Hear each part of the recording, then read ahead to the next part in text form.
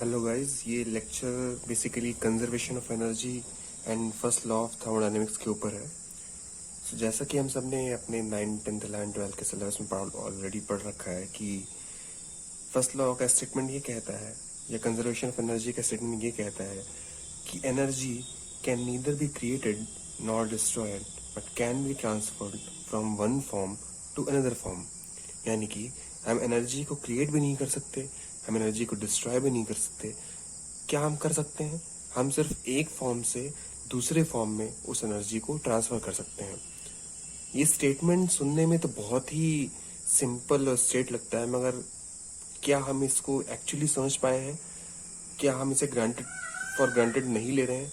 इस बात को जानने के लिए चलिए एक एग्जाम्पल लेते हैं। सपोज करते हैं एक रूम है जो प्रॉपरली सील्ड है। ध्यान से सुनिएगा, जो प्रॉपरली सील्ड है, जिसमें विंडोज और दरवाजे सारे प्रॉपरली सील्ड हैं। रूम पूरा इंसुलेटेड है, यानी कि आउटसाइड वर्ल्ड से इसका कोई इंटरेक्शन नहीं है। इस रूम के अंदर आपने क्या किया हुआ है? एक रेफ्रिजरेटर रखा हुआ है, जिसको आप लोग जनरली फ्रिज बोलते हैं, और इस फ्रिज को एक इलेक्ट्रिसिटी कनेक्शन दिया हुआ है। अब अगर मैं आपसे पूछूं कि अगर इस फ्रिज का दरवाजा खुला हुआ है, डोर इज ओपन, अगर इस फ्रिज का दरवाजा खुला हुआ है तो इस रूम के एवरेज टेम्परेचर का क्या होगा? एवरेज टेम्परेचर जो है वो बढ़ेगा या घटेगा या बराबर रहेगा? ये एक बहुत ही सिंपल सा क्वेश्चन है और ये शायद बहुत सारे इंटरव्यूज में डायरेक्टली पूछा भी जाता है, तो मैंने सोचा क्यों ना इसी एग्जाम्पल को लिया जाए। तो अगर आप generally in the first case में सोचें तो बहुत सारे लोग ये सोचेंगे कि जो रूम की वार्म एयर होगी, रूम में कुछ वार्म एयर होगी ऑलरेडी पहले से, जो कि फ्रिज के कंपैरिजन में गर्म होगी। तो जब रूम की वार्म एयर इस रेफ्रिजरेटर के कोल्ड एयर के साथ मिक्स होगी तो शायद एवरेज टेम्परेचर जो होगा वो डिक्रीज कर जाएगा। ठीक है, जनरल सबको ये, शायद आधे लोगों को ये समझ में आएगा। कुछ लोग ये भी कह सकते हैं कि इस फ्रिज में शायद जो मोटर लगी हो उसमें भी तो हीट रिलीज हो रही होगी, हीट जनरेट हो रही होगी। तो ये डिपेंड करता है कि जो हीटिंग इफेक्ट है, अगर वो कूलिंग इफेक्ट से ज़्यादा है तो टेम्परेचर बढ़ेगा, अगर हीटिंग इफेक्ट कूलिंग इफेक्ट से कम है तो टेम्परेचर घटेगा। मगर अगर मैं उनसे एट द सेम टाइम ये बोल दूं कि जो मोटर है वो सुपर कंडक्टर की बनी हुई है, यानी कि उसमें से कोई भी हीट जनरेशन नहीं हो रहा है, तो वो फिर से कंफ्यूज हो जाएंगे कि अब इस रूम का क्या होगा। और ये डिस्कशन ऐसा नहीं है कि इसका कोई एंड है, ये आप लगातार कर सकते हो। रीजन क्या है इस डिस्कशन का इतना लंबा क्यों हो रहा है? क्योंकि आपने इस प्रिंसिपल को, जो आपको बहुत ही आराम से समझना था, उसे आपने फॉर ग्रांटेड ले लिया। आपने इसको एक्चुअली इसका एसेंस नहीं समझा, आपने डायरेक्टली इसको अप्लाई कर दिया। आपने ये नहीं सोचा, अगर मैं आपको इस तरह से एक्सप्लेन करूं, आप सपोज करो ये जो रूम है जिसमें रेफ्रिजरेटर है और ये रूम है, इस टोटल को एक सिस्टम मान लूं, और इस सिस्टम का जो आउटसाइड इंटरेक्शन है वो सिर्फ और सिर्फ इलेक्ट्रिसिटी के फॉर्म में हो रहा है। यानी कि आप जो लाइट कनेक्शन दे रहे हो बाहर से इस फ्रिज को, यही है।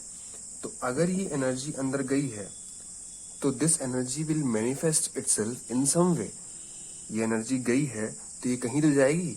अब रेफ्रिजरेटर का कोई पार्ट तो ऐसा है नहीं जो इसे एब्जॉर्ब कर रहा है, तो ये रूम में जाएगी।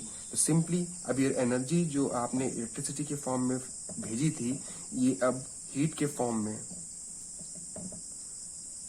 में रूम में है, and this energy will manifest itself as increase in average temperature of the room. तो ये बहुत ही सिंपल सा एग्जाम्पल था, मगर इसको समझने में लोग इसलिए इनको परेशानी होती है क्योंकि वो इस स्टेटमेंट को क्लियरली समझ नहीं पाते।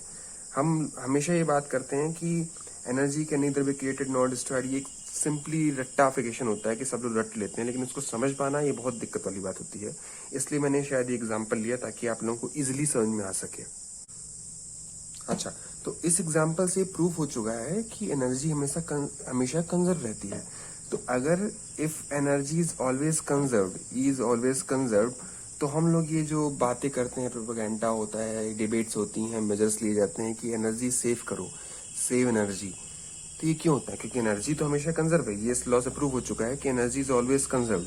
तो हम लोग ये जो डिबेट्स करते हैं, जो मेजर्स लेते हैं कि हम एनर्जी सेव करनी चाहिए, तो ऐसा क्यों करते हैं? तो रीजन ये है कि जिस एनर्जी को सेव हम करने की बात करते हैं वो होती है, वो basically in terms of quality होता है, ना कि क्वांटिटी।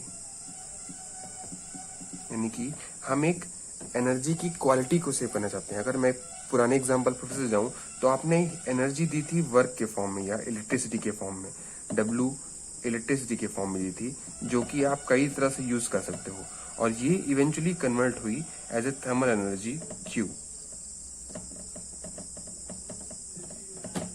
तो अगर आप ये सोचें तो ये जो W एनर्जी है, इसके आपके पास बहुत सारी यूज हैं, बहुत सारे यूटिलाइजेशन हैं, मगर इस Q का आपके पास यूटिलाइजेशन नहीं है। इसीलिए शायद इस W को हम लोग कहते हैं हाई ग्रेड एनर्जी,